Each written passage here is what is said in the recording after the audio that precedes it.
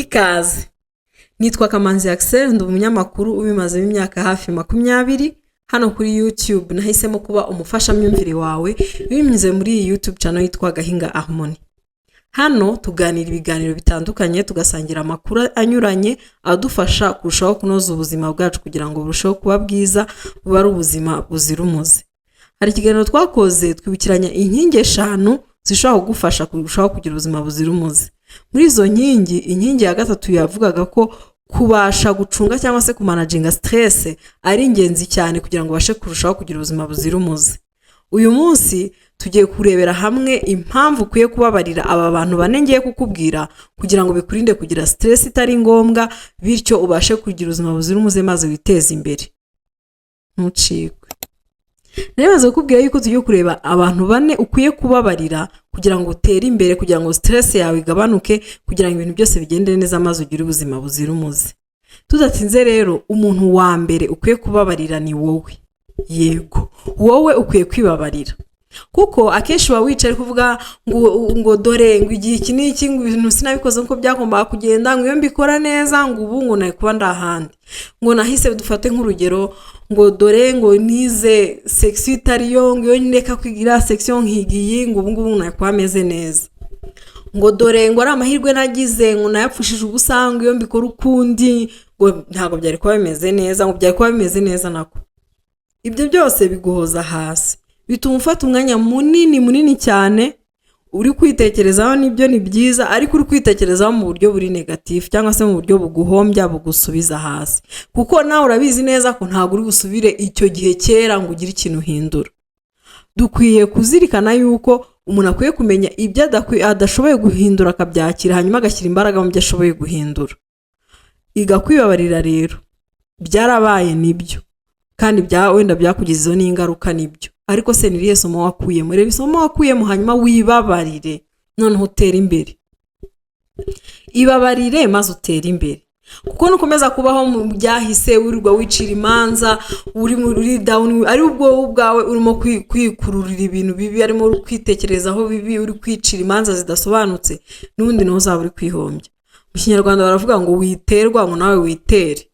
Iga kwibabarira. Ibabarire pe. Ibabarire kuko n'undi byarabaye. Fata amasomo wakuyemo hanyuma umuvona. Umuntu wa kabiri ukwiye kubabarira ni ababyeyi bawe.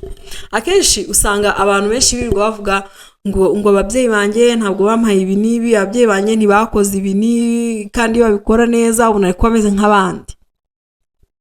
Birashoboka ko wenda ababyeyi bawe batakoze inshingano zabo nk'uko byari bikwiye. Biranashoboka wenda ko n'ababyeyi bari toxique, baguteye n'ibikomere bikomeye cyane. Ariko se hari ikintu uri bubikoreho gukomeza kubarakarira? Icyo gukora ubu ngubu niba hari n'ibikomere baguteje, ahubwo ni gutangira kwikoramo akazi, ukareba uburyo wakwivura ibyo bikomere. Wenda nabyo tuzabikoraho ikiganiro, ibikomere bitandukanye umuntu akora mu bwana n'uburyo umuntu yabyivura kugira ngo bashe gukomeza gutera imbere. Ariko gukomeza kubarakarira, gukomeza kutabababarira, mu by'ukuri ni wowe biremereye gusumba bo. Ariko hanga nimvuga kubabarira ntago ndabamvuze kwibagirwa, nta nubwo mbavuze ngo mubabarirane ngo ibintu bibere nkaho nta cyabaye. Oya, ahanga ko barandi kuvuga bababarire ibyo batakoze bagomba gukora, bababarire ibintu bibi wenda bagukoreye, bababarire ibintu byose nyine ubashinja. Ariko niba bari toxique cyangwa se niba hari ibintu bibi bashaka gukorera uyu munsi, cyangwa se niba ubona bashaka kugusubiza inyuma, nta nkubwiye ngo ugende ubasange. Ibyo ngibyo nawe uri bubimenye, ariko bababarire, ubabohokeho. Ntugire ikosa ubabaraho. Niba binashoboka wenda mwiyunga, ariko niba bidashoboka ntabwo ari ngombwa kuri iyi ntambwe. Ahangaha icyo usabwa ni ukubabarira, ukabatura rwose, nukomeze kubikorera nk'uko bajya bavuga, kugira ngo ubashe kubaho neza, ureke gukomeza gukururwa n'ibyo bintu. Umwanya wakabaye witekerezaho, utekereza ibishaka kuguteza imbere, ngo uwute cyangwa se umare ubarakariye. Babarira ababyeyi bawe. Umuntu wa gatatu ukwiye kubabarira ni umuntu mwari muri kumwe mu rugendo rw'ubuzima akaguhemukira. Ahangaha harazamo abantu benshi batandukanye, tugira ibice bitandukanye by'ubuzima. Hari nka wenda abavandimwe bawe, abo mugira icyo mupfana wenda mu muryango, hari icyo wari wizeye ko bari bugufashe, wenda hari n'ibyo mwari mwemeranyijwe barangije baraguhemukira.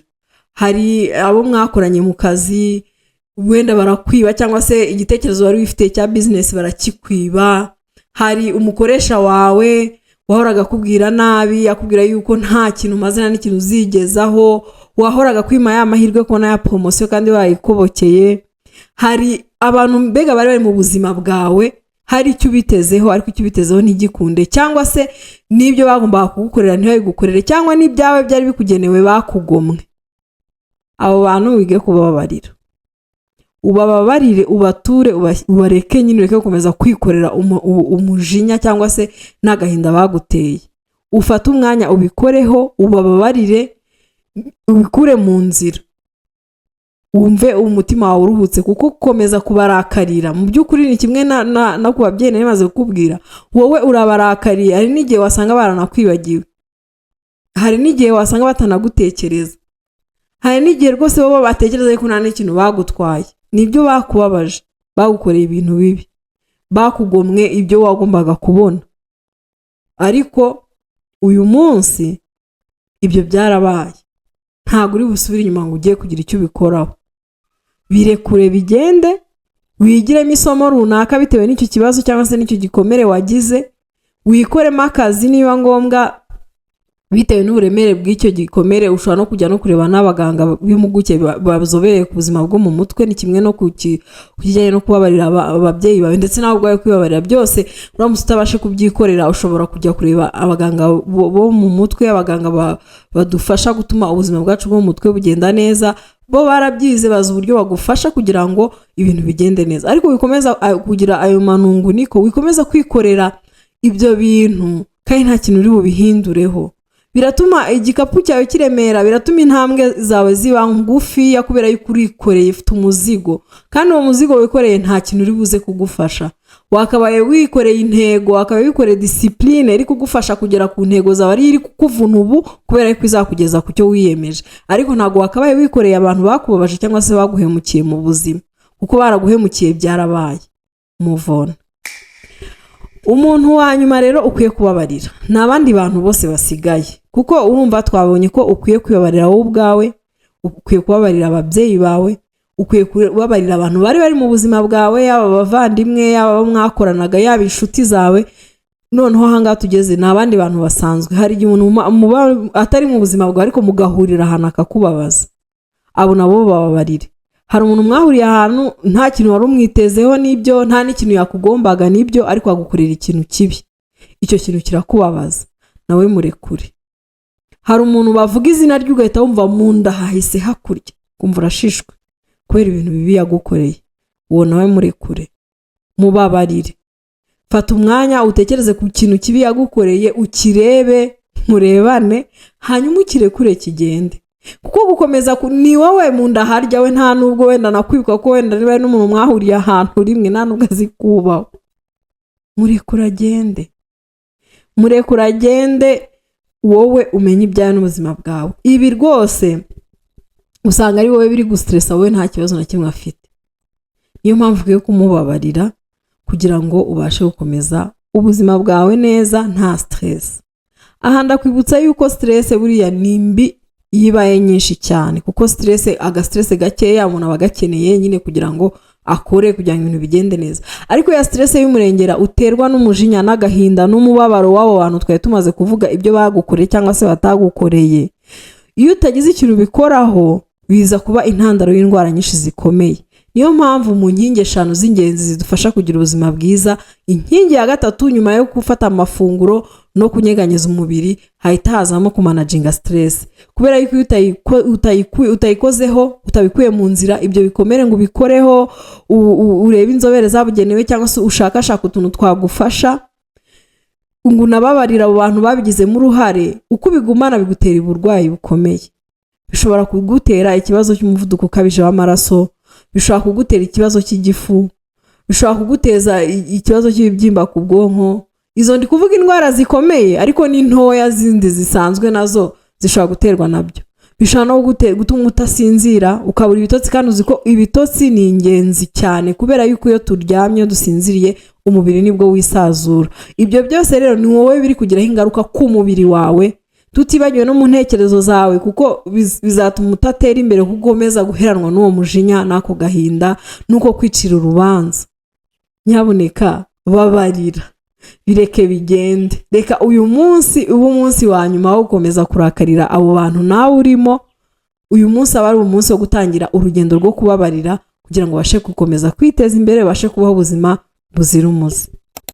Tugeze ku musozo w'ikiganiro cyacu. Uyu munsi twarebeye hamwe uburyo kubabarira ari ingenzi mu kumanaginga stress. Hari abantu benshi mu buzima bwawe bagiye bagukorera ibintu bitagushimishije, hari abagutengushye aricyo wari wizeye, hari abakugomwa ibyo wari ugenewe. Abo bose kubababarira bituma wumva uruhutse, kandi kubababarira ntabwo bivuga yuko bagiye ibi bagukoreye, nta nubwo bivuga ko mwiyunze mugiye kongera kubaho nk'uko mwari mumeze mbere yuko bagukorera icyo kibi.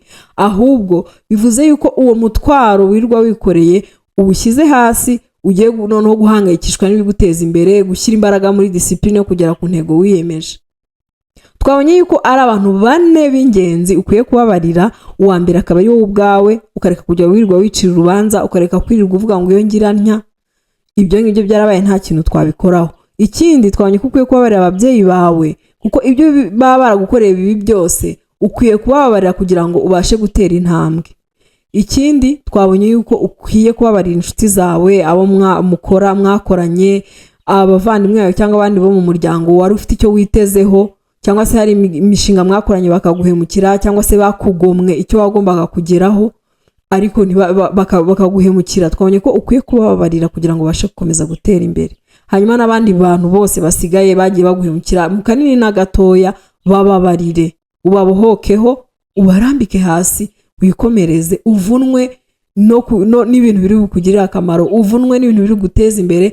Intekerezo zawe uzishyire mu gutekereza byagutse, uzishyire mu gutekereza icyaguteza imbere, ubizishyire mu gutekereza no gukomera kuri discipline wiyemeje, kugira ngo ukomeze ugire ubuzima buzira umuze. Ko twese turabizi ko kuba turiho nicyo gishoro, kandi kubaho ntabwo ari uguhumeka, ahubwo ni ukubaho umuntu ari mu mubiri mwiza, afite umutuzo, afite umunezero, umutima ubohotse, intekerezo ze zituje. Icyo gihe ufite ubuzima buzira umuze. Niba wakunze ibyo twaganiriye, wakanda like. Niba wakurikiye iki kiganiro ukaba utarakanda subscribe, ndagusabye kanda subscribe kugira ngo dukomeze twaguke. Hanyuma sangiza abagenzi bawe iki kiganiro kugira ngo ibyo twaganiriye bigere kuri benshi. Murakoze cyane.